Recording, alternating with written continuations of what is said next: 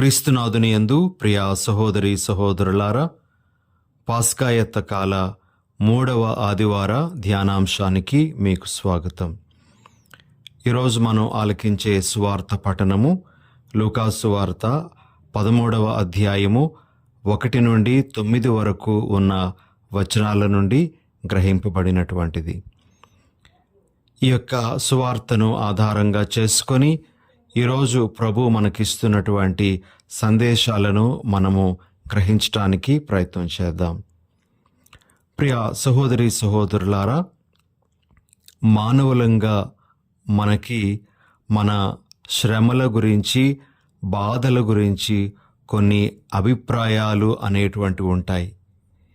ఈ అభిప్రాయాలను మనము సరిచేసుకోవలసినటువంటి అవసరం కూడా ఉంది. మరి మానవులంగా శ్రమల విషయంలో, వచ్చేటువంటి బాధల విషయంలో మనకు ఉండేటువంటి అభిప్రాయాలు ఎలా ఉంటాయి అంటే, ఒకరు చేసినటువంటి పాపమే వారి శ్రమలకు, బాధలకు కారణము అనేటువంటి అభిప్రాయం. ఇది ఒక అభిప్రాయం అయితే, కొన్నిసార్లు కొంతమంది అమాయకులు, ఏ తప్పు చెయ్యనటువంటి వారు, మంచివారు, చిన్నారులు, ఇలాంటి వారందరూ బాధలు అనుభవించడం, అకాల మరణాలు పొందడం, ప్రమాదాలను వారు చవిచూడడం, ఆ ప్రమాదాలలో తీవ్రంగా గాయపడడం లేదా మరణించడం అనేటువంటివి మనం చూస్తున్నప్పుడు, దేవుడు ఉంటే ఇవన్నీ ఎందుకు జరగాలి? ఇవి జరగడం ద్వారా ఎందుకు ఆ అమాయకులకు నష్టం కలగాలి? ఒకవేళ ఈ విధంగా జరగడం కూడా వారి యొక్క తప్పిదాలా అనేటువంటి విధంగా కూడా మనము కొన్ని అభిప్రాయాలు ఏర్పాటు చేసుకుంటూ ఉంటాం. ప్రియులకు సహోదరి సహోదరులారా, ఈరోజు సువార్త పఠనము యేసు ప్రభు యొక్క మాటల ద్వారా మన అభిప్రాయాలను సరిచేసుకోవాలని మనకు ఆహ్వానం పలుకుతోంది. ఈరోజు 2 సంఘటనలను మనము లూకాసు వార్త 13వ అధ్యాయము 1 నుండి 5 వరకు ఉన్న వచనాలలో వింటాము. అవి ఎంతవరకు చారిత్రాత్మకంగా జరిగినటువంటి సంఘటనలో మనకు తెలియదు, కానీ అవి పరిశుద్ధ గ్రంథంలో వ్రాయబడినటువంటి విధంగా మనము కొంత అర్థం చేసుకోవడానికి ప్రయత్నం చేద్దాం. ప్రభువుకు కొంతమంది జరిగినటువంటి ఒక సంఘటన తెలియజేస్తూ ఉన్నారు. లూకాసు వార్త 13వ అధ్యాయము 1 నుండి 5 వరకు ఉన్నటువంటి వచనాలలో ఈ 2 సంఘటనలు మనం వింటాం. వారు ప్రభువుకు చెప్పేటువంటి సంఘటన ఏమిటి అంటే, కొంతమంది గలిలయ దేశీయులు బలులు సమర్పించేటప్పుడు పిలాతు వారిని చంపించడం అనేటువంటి విషయం. 2వ ఘట్టం యేసు ప్రభువే చెప్తారు. అదేమో సిలోయము అనేటువంటి బురుజు కూలి దాని క్రింద పడి మరణించిన 18 మంది విషయం.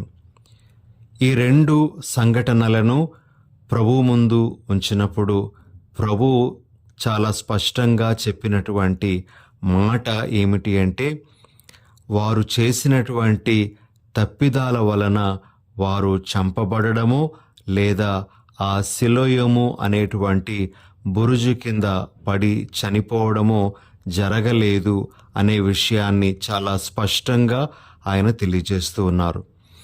ప్రియులకు సహోదరి సహోదరులారా, పూర్వ నిబంధనలో యూదుల యొక్క అభిప్రాయం ఏమిటి అంటే, ఒక వ్యక్తి ఏదైనా శిక్షను అనుభవిస్తూ ఉన్నాడు, ఏదైనా బాధను అనుభవిస్తూ ఉన్నాడు అంటే దానికి కారణము అతడు చేసినటువంటి తప్పిదాలే అనేటువంటి అభిప్రాయం.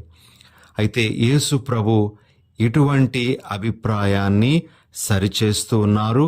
మరి మనలో కూడా ఇలాంటి అభిప్రాయం ఉన్నట్లయితే ఆయన సరిదిద్దుకోమని ఈరోజు మనలను కోరుతూ ఉన్నారు. మనము ఎవ్వరము కూడా ఒకరి యొక్క బాధలు, శ్రమలు చూస్తున్నప్పుడు వారి యొక్క పాపములే వారి బాధలకు, శ్రమలకు, అనారోగ్యానికి కారణము అని ఎప్పుడూ కూడా నిర్ధారించకూడదు. ఎప్పుడూ కూడా మనము తీర్పు తీర్చకూడదు. ప్రియమైనటువంటి సహోదరి సహోదరులారా, యోహాను సువార్త 9వ అధ్యాయము 2వ వచనము నుండి 3వ వచనం వరకు మనము చదివినప్పుడు మనకి ఈ విషయం చాలా స్పష్టంగా అర్థమవుతుంది. ఆయన శిష్యులు, బోధకుడా, వీడు గ్రుడ్డివాడుగా పుట్టుటకు ఎవరు పాపము చేసిరి? వీడా, వీని తల్లిదండ్రులా అని యేసును అడిగిరి. అందుకు యేసు, వీడు గాని వీని తల్లిదండ్రులు గాని పాపము చేయలేదు. దేవుని కార్యము వీని యందు బయలుపడుటకై వీడు గ్రుడ్డివాడుగా పుట్టెను అని చెప్పడం జరుగుతుంది.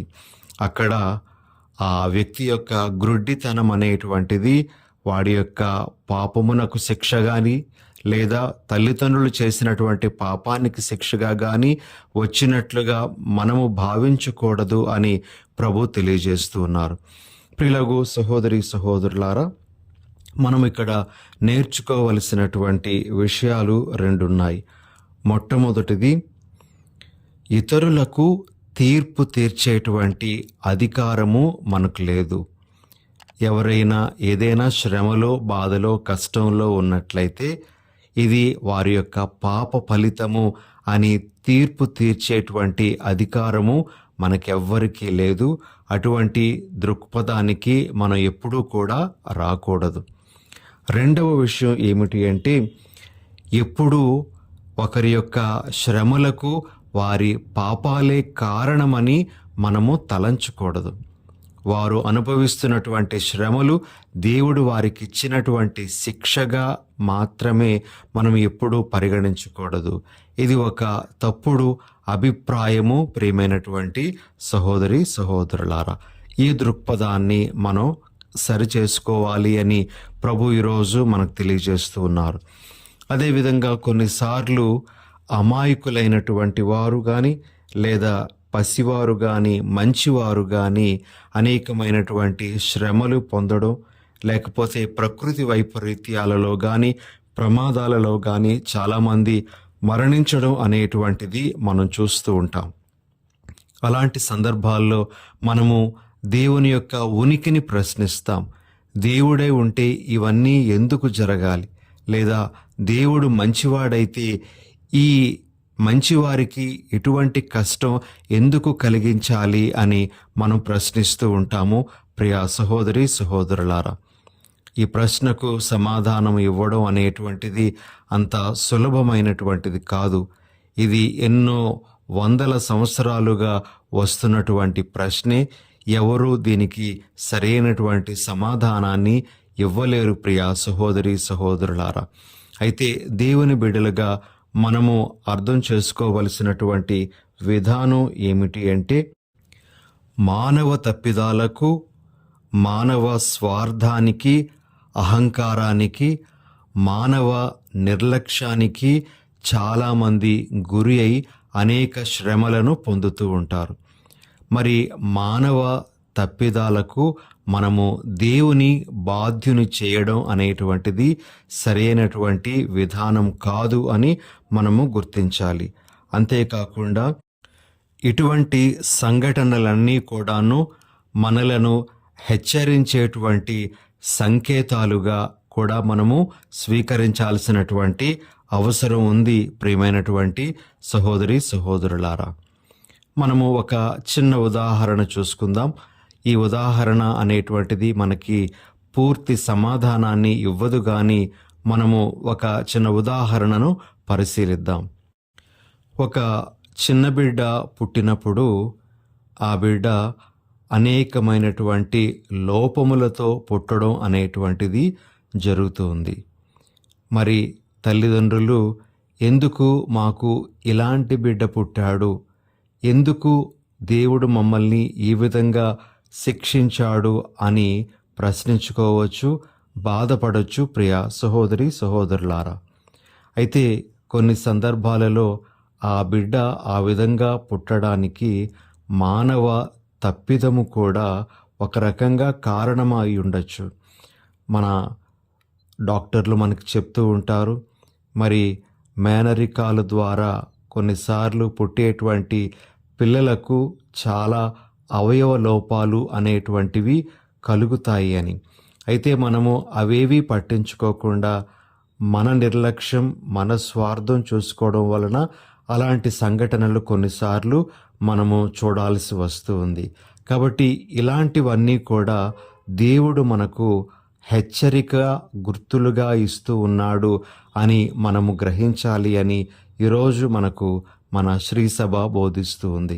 కాబట్టి ప్రియులకు సహోదరి సహోదరులారా, ఈ లోకంలో మనం చూసేటువంటి చెడు, ఈ లోకంలో మనం చూసేటువంటి బాధలు, శ్రమలు, వీటినే మనము problem of evil and suffering అని చెప్తూ ఉంటాం. ఇవన్నిటికీ కూడాను మానవుడు చేసినటువంటి పాపములే కారణంగా అవి శిక్షగా వచ్చాయి అని మనము ఎప్పుడు కూడాను అర్థం చేసుకోకూడదు. మరి మనము అటువంటి విధంగా తీర్పు తీర్చటానికి ఎప్పుడు ప్రయత్నం చేయకూడదు అని ప్రభు మనకు తెలియజేస్తూ ఉన్నారు. మరి ఈ సందర్భంలో ప్రభు మనకిస్తున్నటువంటి ఒక ముఖ్యమైనటువంటి సందేశం ఏమిటి అంటే, మనము కూడా పరివర్తన చెందకపోతే నశించిపోయేటువంటి అవకాశం ఉంటుంది అని ప్రభు మనకు తెలియజేస్తూ ఉన్నారు. ప్రియ సహోదరి సహోదరులారా, పరివర్తన అనే అంశం గురించి ప్రభు మనతో మాట్లాడుతూ, పరివర్తన మనకు లేకపోతే మన జీవితాలు కూడా నాశనం అయిపోతాయి అని ప్రభు మనకు తెలియజేస్తూ ఉన్నారు. ఇక్కడ మనము పరివర్తన గురించి ఎన్నోసార్లు ఎన్నో విధాలుగా మనము ప్రసంగాలు ఆలకించాం, సందేశాలు స్వీకరించాం. అయితే ఈరోజు ప్రభు మరొక్కసారి మనతో మాట్లాడుతూ పరివర్తన అనేటువంటిది ఏ విధంగా ఉండాలో మనకు తెలియజేస్తూ ఉన్నారు. పరివర్తన ద్వారా మన దృక్కోణం అనేటువంటిది మారాలి ప్రియ సహోదరి సహోదరులారా. అంటే మనము చూసేటువంటి విధానము మారాలి. ఇది ఒక రకంగా మన జీవితాన్ని మంచి బాటలో నడిపించేటువంటిదిగా మనం గ్రహించాలి అని ప్రభు మనకు తెలియజేస్తూ ఉన్నారు. దీనికి ఒక చిన్న ఉదాహరణ మనం చూద్దాం. స్టీఫెన్ కోవీ అనేటువంటి ఆయన రాసినటువంటి the 7 habits of highly effective people అనేటువంటి ఆ పుస్తకంలో ఆయన ఇచ్చినటువంటి ఒక కథ మనకు ఈ విషయాన్ని చాలా స్పష్టంగా వివరిస్తూ ఉంది. ఒకరోజు ఆయన ఒక ప్రసంగం చేయటానికి ఒక ప్రాంతానికి వెళ్ళడం జరుగుతుంది. హాల్లో అతడు ఒక ప్రసంగాన్ని చెప్తూ ఉంటే అతని యొక్క తల్లి అతనికి ఎదురుగా ఉన్నటువంటి ఆ ఆడియన్స్లో 3వ వరుసలో కూర్చొని ఆలకిస్తూ ఉంటుంది. అయితే మొట్టమొదటి వరుసలో కూర్చున్నటువంటి ఇద్దరు ఈయన ప్రసంగం చెప్తూ ఉంటే వారిద్దరూ ఏవేవో మాట్లాడుకొని మరి ఆ ప్రసంగాన్ని డిస్టర్బ్ చేసినట్లుగా మరి కనబడుతుంది. ఈ విషయాన్ని ఆ ప్రసంగం చెప్తున్నటువంటి స్టీఫెన్ చూస్తాడు. అదేవిధంగా ఆ తల్లి కూడా గమనిస్తుంది. స్టీఫెన్ భయపడతాడు. తన తల్లి వారి మీద ఏదైనా కోపపడుతుందేమో, గట్టిగా అరుస్తుందేమో అని బాధపడతాడు. అయితే ఆ తల్లి మాత్రం ఆ ప్రసంగం అయినంత వరకు కూడా ఆగి తర్వాత ఆర్గనైజ్ చేసినటువంటి వారి దగ్గరకు వెళ్ళి, చూడండి, మీరు ముందు లైన్లో కూర్చోబెట్టినటువంటి ఆ ఇద్దరు ఏ విధంగా మాట్లాడుకొని మా అబ్బాయి చెప్తున్నటువంటి ఆ ప్రసంగాన్ని డిస్టర్బ్ చేస్తున్నారో మీరు చూడలేదా అని అన్నప్పుడు ఆ వ్యక్తి, మేము చూసాము, అయితే ఆ ఇద్దరిలో ఒకరు కొరియా దేశానికి చెందినటువంటి వారు, వారికి ఇంగ్లీష్ భాష రాదు, కాబట్టి ఆ ప్రక్కన కూర్చున్నటువంటి ఆవిడికి మీ అబ్బాయి యొక్క ప్రసంగంలోని విషయాలన్నీ కూడా వివరిస్తూ ఉంది. అంతేగాని వారు మీ అబ్బాయి యొక్క ప్రసంగాన్ని ఏమాత్రము డిస్టర్బ్ చేయట్లేదు, మీ అబ్బాయి ప్రసంగానికి అంతరాయం కలిగించటం లేదు అని చెప్పడం జరుగుతుంది.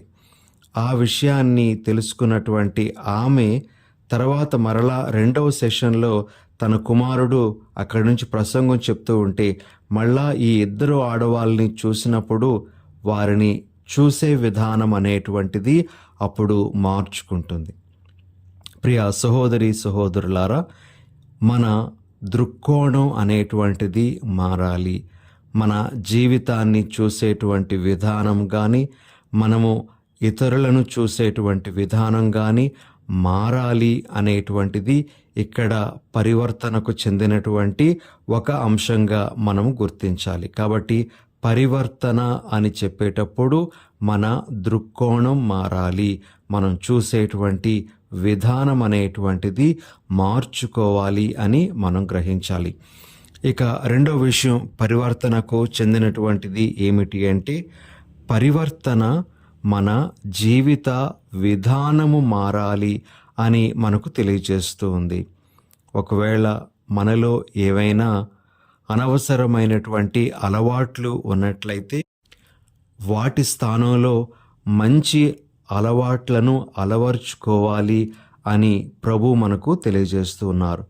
పరివర్తన అని చెప్పేటప్పుడు అది మన జీవిత విధానము మార్చుకోవాలి అని మనకు తెలియజేస్తూ ఉంది ప్రియులకు సహోదరి సహోదరులారా. ఇక మూడవ విషయం పరివర్తన అని మనం చెప్పేటప్పుడు ఆ పరివర్తన మనకు క్రొత్త జీవిత విధానంలోనికి నడిపించేట్టుగా ఉండాలి అని మనము గ్రహించాలి. ఉదాహరణకు వ్యభిచారంలో పట్టుబడినటువంటి స్త్రీ లేదా ఆ సమరయ స్త్రీ, వీరి యొక్క జీవిత విధానాలు తప్పనిసరిగా ప్రభువును కలుసుకున్న తర్వాత మారినటువంటివిగా ఉన్నాయి, అవి క్రొత్త జీవితాలుగా మారాయి అని మనము అర్థం చేసుకోవచ్చు. ప్రియ సహోదరి సహోదరులారా, పరివర్తన అనేటువంటిది మనలను క్రొత్త జీవిత విధానంలో నడిపించాలి అని మనం గ్రహించాలి. ఈరోజు ప్రభు మన దృష్టిని ఇతరులు చేసినటువంటి తప్పిదాలకు వారికి శిక్ష అనేటువంటి దాని నుండి పరివర్తన మీద దృష్టిని పెట్టమంటున్నాడు.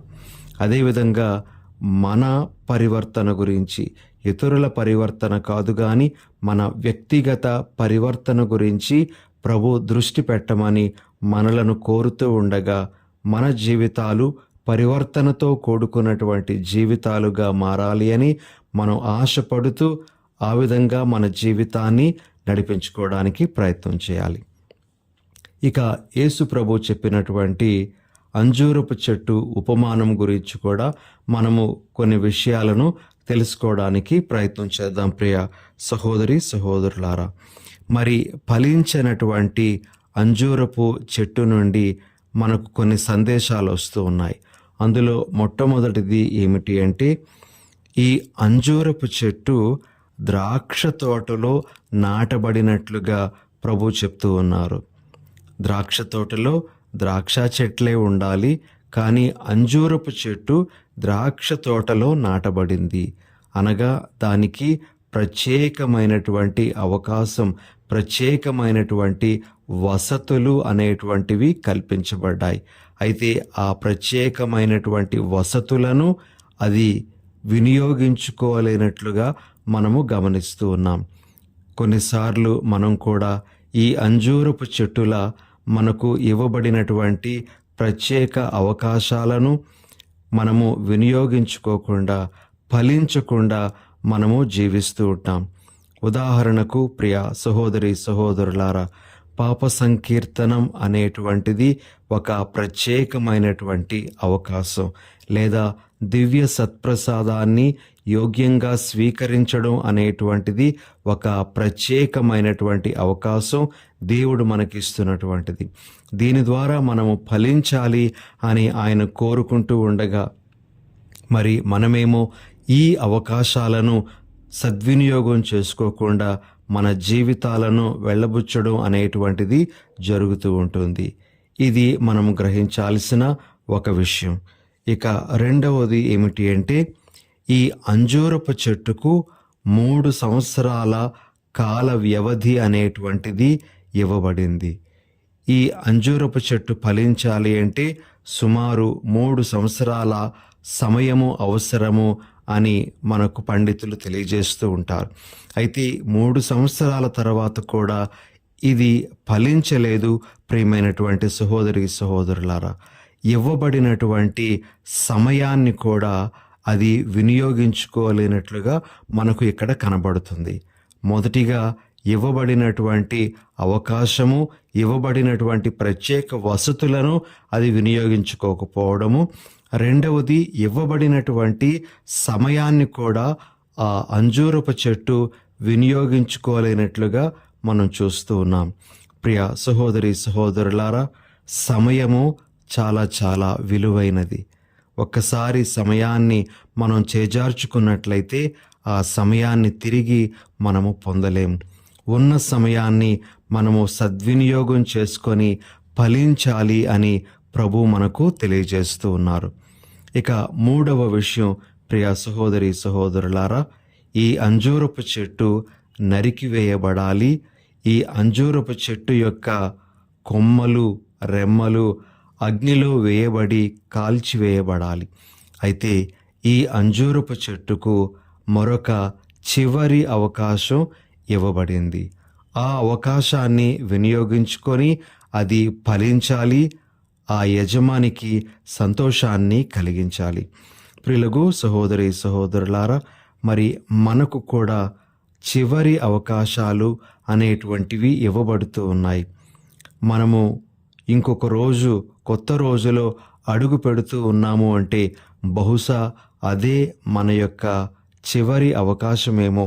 మనకి ఇవ్వబడుతున్నటువంటి ఆ చివరి అవకాశాన్ని మనము ఎప్పుడూ కూడా దుర్వినియోగం చేసుకోకూడదు అని ప్రభు మనకు తెలియజేస్తూ ఉన్నారు. మనము ఫలించటానికి మన ప్రభువైన యేసు మనకు తోడుగా ఉంటానని మనకు వాగ్దానం చేస్తూ ఉన్నారు. నేను సర్వదా మీతో ఉందును అని ప్రభువు చెప్పారు.